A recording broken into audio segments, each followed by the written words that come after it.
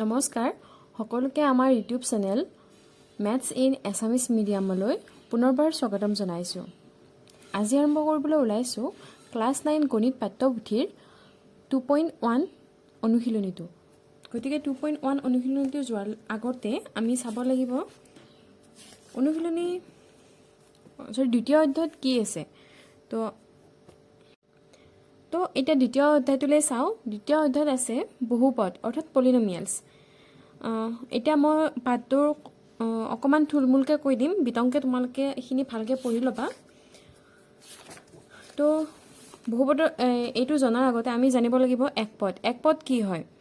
একপদ আমি ৰাশিবিলাক লিখোঁ কেনেকৈ। তো একপদ হৈছে, মই সূত্ৰটো ডাইৰেক্ট দি দিছোঁ, বৰ্ণ আৰু সংখ্যাৰ পূৰণ ফলেৰে গঠিত হোৱা ৰাশিবোৰক একপদ বোলে। আৰু এক্সাম্পল হৈছে টুৱাইজ এক্স, থ্ৰাইজ এক্স, টুৱাইজ এ, 4a এনেকুৱা টাইপৰ ৰাশিবিলাক। অৰ্থাৎ বৰ্ণ আৰু সংখ্যা, এইটো আমি বৰ্ণ বুলি ধৰোঁ আৰু এইটো সংখ্যা বুলি ধৰোঁ। তো এনেকুৱাৰে গঠিত সংখ্যাৰ পূৰণ ফলেৰে গঠিত হোৱা ৰাশিবিলাকক আমি কি বুলি কওঁ? একপদ বুলি কওঁ বা একপদ বুলি কওঁ। এতিয়া 2 নম্বৰত আছে বহুপদ ৰাশি। যিবোৰ বীজীয় ৰাশিৰ চলকৰ ঘাত বা সূচক ধনাত্মক, তেনে বীজীয় ৰাশিক বহুপদ ৰাশি বোলে। আৰু এক্সাম্পল এটা দি দিছোঁ বহুপদ ৰাশিৰ। নেক্সট আছে ৰৈখিক বহুপদ।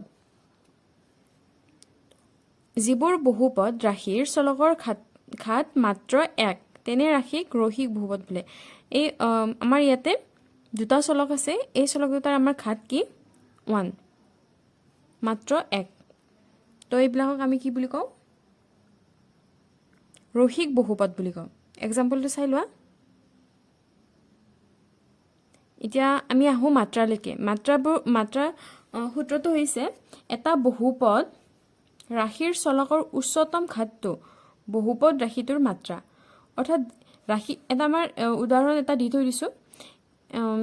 এইটো ৰাশিৰ উচ্চতম ঘাত কোনটো হ'ব? এতিয়া ঘাত দুটা আছে, এটা আছে ঘাত 3টা আছে। ইয়াতে 1 আছে, একো নাই, মানে 2 আছে, 3 আছে। তো উচ্চতম ঘাতটো হৈছে আমাৰ 3। অৰ্থাৎ এই বহুপদটোৰ মাত্ৰা হৈছে 3।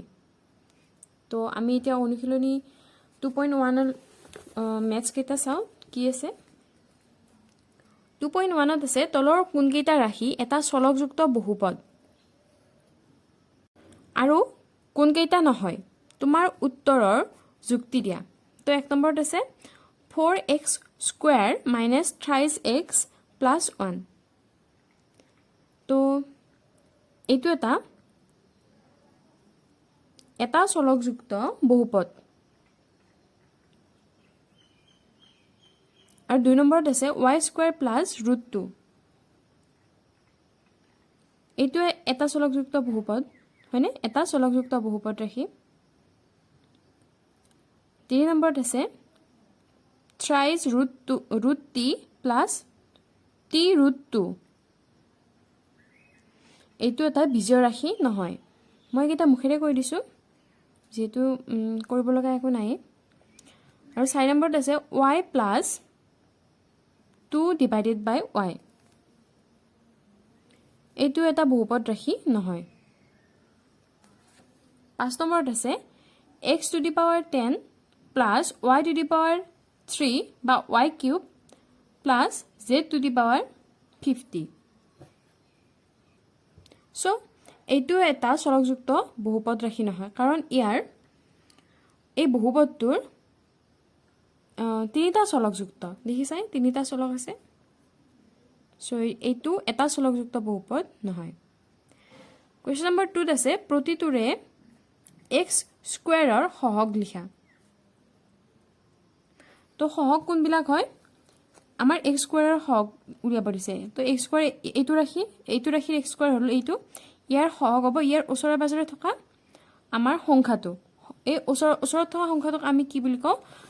ফৰ এক্সাম্পল টুৱাইজ x², ইয়াৰে সহগ হ'ব 2। থ্ৰাইজ x⁻2 বা স্কুৱেৰ, তো ইয়াৰে সহগ হ'ব 3। ঠিক আছে। আৰু চলকবিলাক হৈছে এইবিলাকক কয় সহগ আৰু এইবিলাকক কয় চলক। অৰ্থাৎ এই ৰাশিটোৰ এইটো হ'ব চলক আৰু এইটো হ'ব সহগ। তেনে ইজি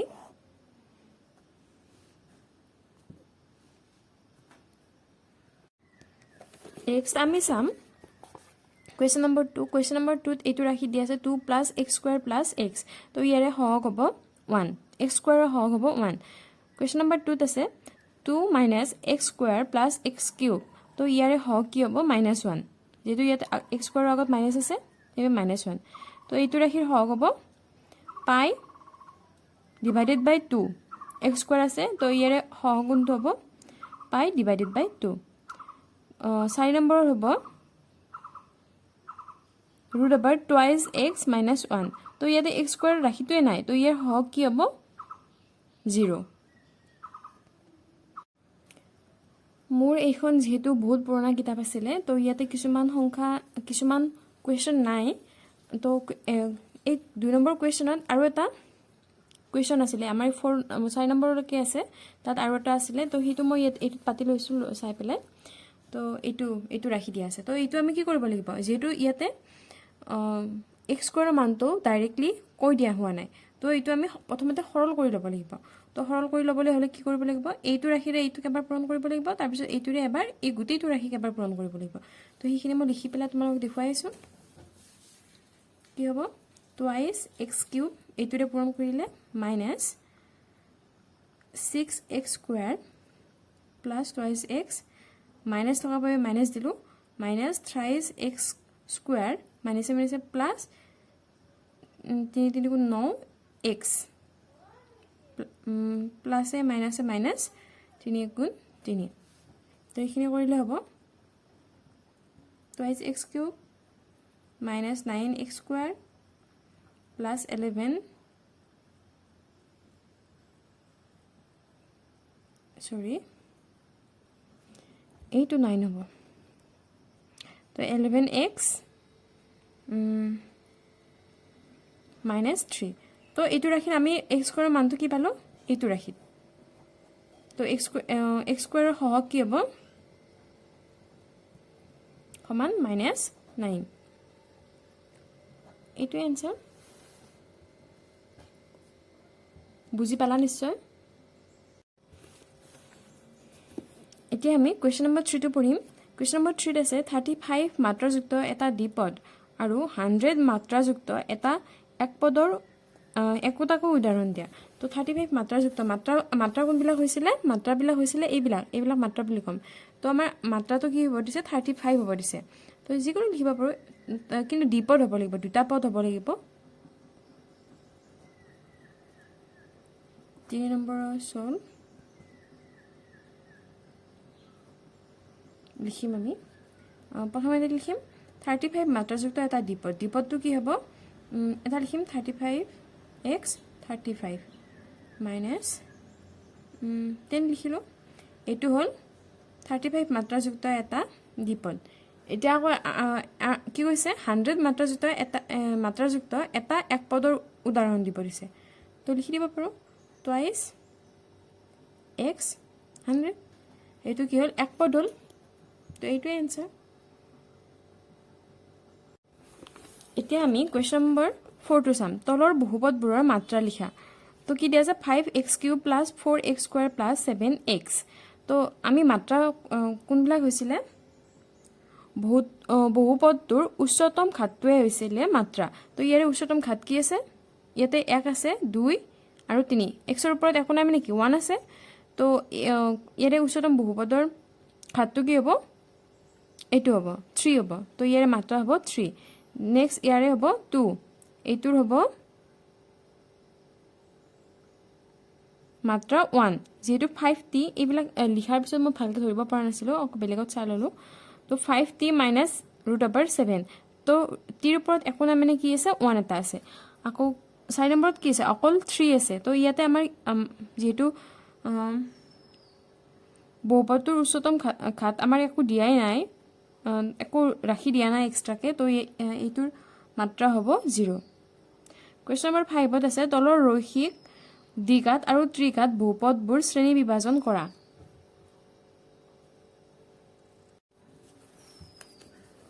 তো এইটো ৰাশিৰ কি দিয়া আছে এক নম্বৰটো x² + x এইটো এটা হ'ল দ্বিঘাত ৰাশি 2 নম্বৰত আছে x - x³ তো এইটো হৈছে যিহেতু ইয়াৰ ঘাতটো আছে 3 তো এইটো হৈছে ত্ৰিঘাত ঘাতক চাই পেলাই আমি লিখিব দিছে 3 নম্বৰত আছে y plus y square plus 4 এইটো হ'ব দ্বিঘাত যিহেতু ইয়াতে উচ্চতম ঘাত কি 2 4 নম্বৰত আছে 1 প্লাছ x এইটো হ'ব ৰৈখিক ইয়াৰ যিহেতু মাত্ৰা 1 5 নম্বৰত আছে থ্ৰাইছ t এইটো হ'ব ৰৈখিক যেহেতু মাত্ৰা 1 6 নম্বৰত হৈছে r2 সৰি r স্কয়াৰ তো এইটোৰ আমাৰ ঘাতটো কি 2 তো ইয়াৰ বাবে এই ৰাশিটো হৈছে দ্বিঘাত 7 নম্বৰত আছে 7x কিউব তো ইয়াৰে ঘাতটো আমাৰ কি আছে 3 তো এইটো হ'ব ত্ৰিঘাত তো অনুশীলনী 2.1 আজি ইমানতে সমাপ্ত কৰিলো নেক্সট ভিডিঅ'ত আমি অনুশীলনী 2.2 লৈ আহিম আৰু তেতিয়ালৈকে stay tuned with our channel. Thank you for watching.